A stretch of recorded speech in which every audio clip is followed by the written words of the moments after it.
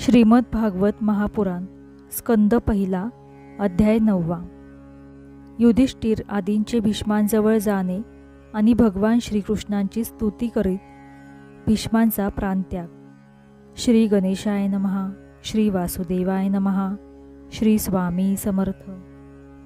सूत म्हणाले, अशा रीतीने युद्धामुळे प्रजेला पीडा झाल्यामुळे राजा युधिष्ठिर भयभीत झाला होता. नंतर सर्व धर्मांचे ज्ञान प्राप्त करण्याच्या इच्छेने तो जेथे भीष्म पितामह शरशय्येवर पडले होते त्या कुरुक्षेत्रावर गेला. शौनकादी ऋषींनो, त्यावेळी ज्या रथाला चांगले घोडे जुंपले होते अशा सुवर्णजडित रथात बसून ते सर्व पांडव बंधू युधिष्ठिरा मागोमाग गेले.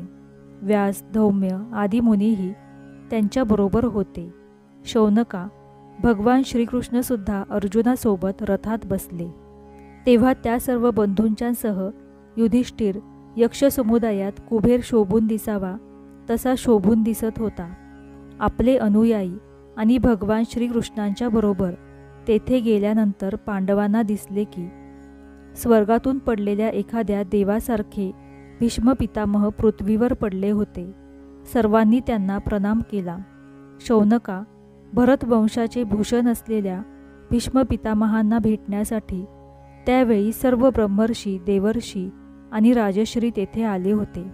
पर्वत, नारद, धौम्य, भगवान व्यास, बृहदश्व, भारद्वाज तसेच आपल्या शिष्यांसह परशुराम, वसिष्ठ, इंद्रप्रमद, वृत्समत, असित, कक्षीवान, गौतम, अत्री, विश्वामित्र, सुदर्शन आणि शुकदेव इत्यादी शुद्ध हृदय असणारे महात्मे तसेच शिष्यांसहित कश्यप, अंगिरापुत्र, बृहस्पती इत्यादी मुनिगणही तेथे आले.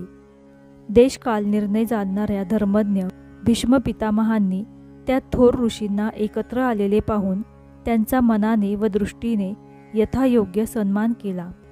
ते भगवान श्रीकृष्णांचा प्रभाव जाणत होते.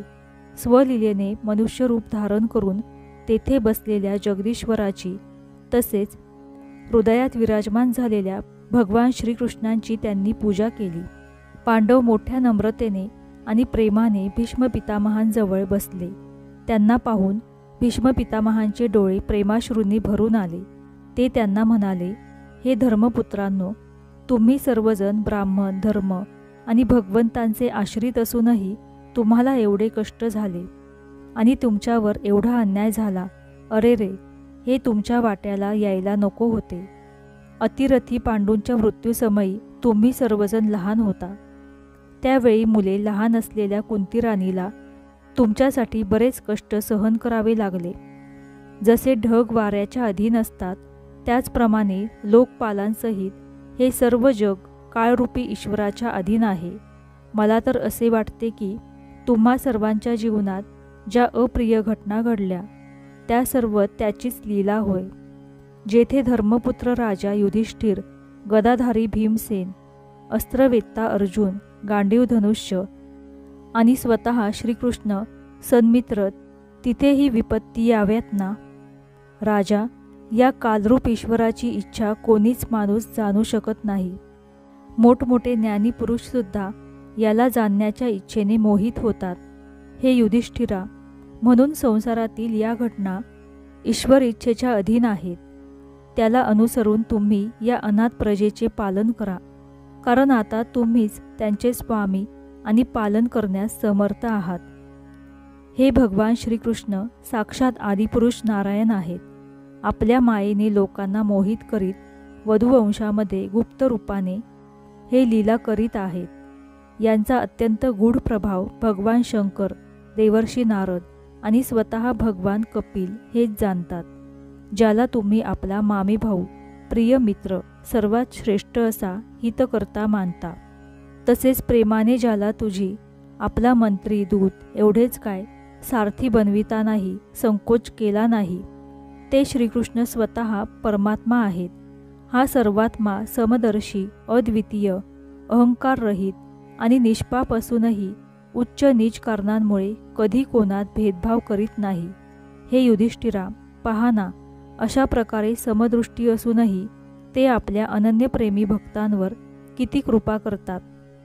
आणि केवळ याच कारणास्तव माझ्या प्राणत्यागाच्या वेळी भगवान श्रीकृष्णांनी मला साक्षात दर्शन दिले. योगी पुरुष भक्तिभावाने श्रीकृष्णात आपले मन गुंतवून आणि वाणीने यांच्या नामाचे कीर्तन करीत शरीराचा त्याग करतात. त्यामुळे ते कामना आणि कर्मबंधनातून मुक्त होतात. प्रसन्न हास्य आणि रक्तकमलाप्रमाणे अरुण नेत्र असणारे ज्यांचे मुखकमल आहे, त्यांचे लोकांना केवळ ध्यानात दर्शन होते. ते चतुर्भुज देवेश्वर भगवान श्रीकृष्ण मी प्राणत्याग करीपर्यंत येथेच राहावेत. सूत म्हणाले, शरशय्येवर पडलेल्या भीष्म पितामहांचे हे बोलणे ऐकून अनेक ऋषींच्या समोरच युधिष्ठिराने त्यांना नाना प्रकारच्या धर्मांसंबंधी विचारले. तेव्हा तत्ववेत्या भीष्म पितामहांनी वर्ण आणि आश्रमानुसार असणारे पुरुषांचे स्वभावविहित धर्म, वैराग्य व आसक्तीमुळे होणारी निवृत्ती आणि प्रवृत्तीरूप विविध धर्म, दानधर्म, राजधर्म, मोक्षधर्म, स्त्रीधर्म आणि भगवत धर्म यांचे वेगवेगळे संक्षेपाने आणि विस्तारपूर्वक वर्णन केले.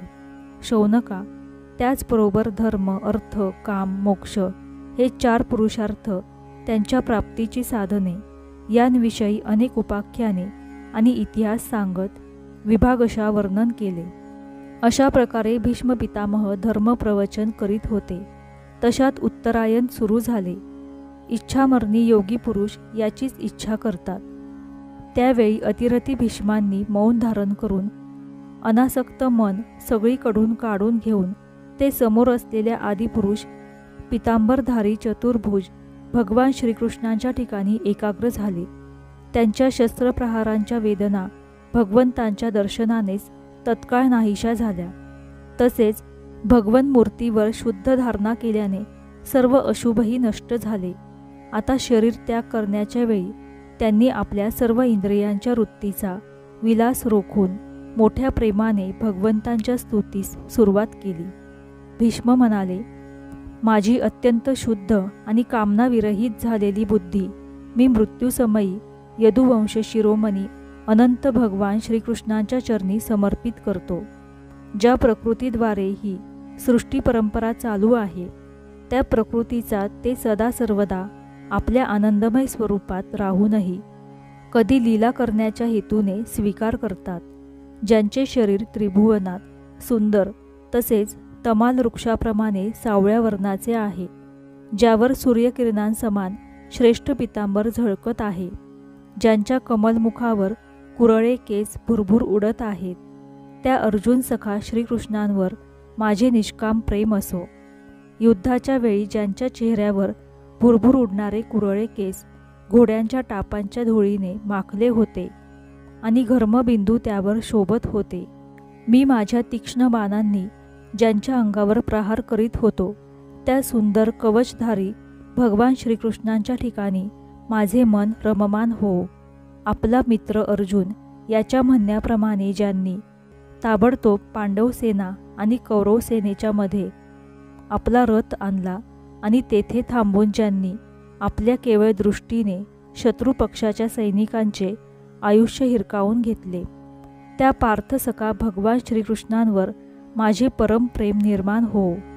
अर्जुनाने जेव्हा लांबूनच कौरवांच्या सैन्यातील प्रमुख अशा आम्हाला पाहिले, तेव्हा स्वजनांचा वध हे पाप समजून तो युद्धापासून परावृत्त झाला. त्यावेळी ज्यांनी गीतेच्या रूपाने आत्मविद्येचा उपदेश करून त्याच्या अज्ञानाचा नाश केला, त्या परमपुरुष श्रीकृष्णांच्या चरणांवर माझी प्रीती जडो. श्रीकृष्णांना हातात शस्त्र घ्यावयास लावीन अशी मी प्रतिज्ञा केली होती. ती सत्य आणि श्रेष्ठ ठरवण्यासाठी त्यांनी आपली शस्त्र ग्रहण न करण्याची प्रतिज्ञा मोडून रथातून खाली उडी मारली आणि सिंह जसा हत्तीला मारण्यासाठी त्याच्यावर तुटून पडतो, त्याप्रमाणे रथाचे चाक घेऊन माझ्याकडे झेप घेतली. त्यावेळी ते इतक्या वेगाने पळत आले की त्यांच्या खांद्यावरील उपरणे खाली पडले आणि त्यामुळे पृथ्वी थरथर कापू लागली. आततायी अशा मी तीक्ष्ण बाण मारून त्यांच्या शरीरावरील कवच तोडून टाकल्यामुळे त्यांचे शरीर रक्तबंबाळ होऊ लागले होते. अशा स्थितीत ते मोठ्या वेगाने मला मारण्यासाठी माझ्याकडे येत होते. असे भगवान श्रीकृष्णच माझे एकमात्र आश्रय असोत. अर्जुनाच्या रथाचे रक्षण करण्यासाठी डाव्या हातात घोड्यांचा लगाम आणि उजव्या हातात चाबूक घेतल्यामुळे सुंदर दिसणाऱ्या भगवान श्रीकृष्णांच्या ठिकाणी मरणासन्न असलेल्या माझी परमप्रीती निर्माण हो. युद्धात मरणारे वीर याच रूपाने दर्शन करीत राहिल्या कारणाने स्वारूप्य मोक्षाला प्राप्त झाले. ज्यांची हावभावयुक्त सुंदर चाल आणि क्रीडा, मधुर हास्य, प्रेमपूर्ण दृष्टी यांमुळे अत्यंत सन्मानित झालेल्या गोपी रासलीलेत जेव्हा ते श्रीकृष्ण अंतर्धान पावले तेव्हा प्रेमोन्मादाने धुंद होऊन ज्यांच्या लीलांचे अनुकरण करून तन्मय होऊन गेल्या त्या भगवान श्रीकृष्णांवर माझे परम प्रेम राहो. युधिष्ठिराच्या राजसूय यज्ञाच्या वेळी मुनी आणि मोठमोठे राजे लोक उपस्थित असलेल्या सभेत ज्या दर्शनीय भगवान श्रीकृष्णांची अग्रपूजा झाली होती ते सर्वांचे आत्मा असलेले प्रभू माझ्यासमोर उभे आहेत. जसा एकच सूर्य अनेकांच्या नेत्रांना अनेक रूपांमध्ये दिसतो तसेच स्वतःच निर्माण केलेल्या अनेक प्राण्यांच्या हृदयात ते अनेक रूपांनी भासतात. वास्तविक ते एकच आहेत. त्या भगवान श्रीकृष्णांना मी भेदभ्रमाने रहित होऊन प्राप्त झालो आहे. सूत म्हणाले, अशा प्रकारे भीष्मांनी आपले मन, वाणी आणि दृष्टी यांच्या वृत्तींनी आत्मस्वरूप भगवान श्रीकृष्णांमध्ये स्वतःला लीन करून घेतले. त्यांचे प्राण तेथेच विलीन झाले व ते शांत झाले. त्यांना अनंत ब्रह्मात लीन झाल्याचे पाहून दिवस मावळल्यावर पक्ष्यांचा किलबिलाट थांबतो त्याप्रमाणे सर्वजण स्तब्ध झाले. त्यावेळी देवता आणि मनुष्य नगारे वाजवू लागले. साधू स्वभावाचे राजे त्यांची प्रशंसा करू लागले आणि आकाशातून पुष्पवृष्टी होऊ लागली. हे शौनका, युधिष्ठिरांनी त्यांची अंत्यक्रिया करविली. त्यावेळी काही वेळ ते शोकमग्न झाले. त्यावेळी मुनिवर्यांनी मोठ्या आनंदाने भगवान श्रीकृष्णांची रहस्यमय नावांनी स्तुती केली आणि कृष्णमय हृदय झालेले ते आपापल्या आश्रमात परत गेले. तत्पश्चात भगवान श्रीकृष्णांच्या बरोबर युधिष्ठिर हस्तिनापुरात परत आले आणि तेथे त्यांनी आपले चुलते धृतराष्ट्र आणि तपस्विनी गांधारी यांचे सांत्वन केले. धृतराष्ट्राची आज्ञा आणि भगवान श्रीकृष्णांची परवानगी घेऊन समर्थ राजा युधिष्ठिराने आपल्या वंशपरंपरागत साम्राज्याचे धर्माने पालन करण्यास सुरुवात केली. अशा रीतीने स्कंद पहिला अध्याय 9 समाप्त. श्री वासुदेवाय नमः. श्री स्वामी समर्थ.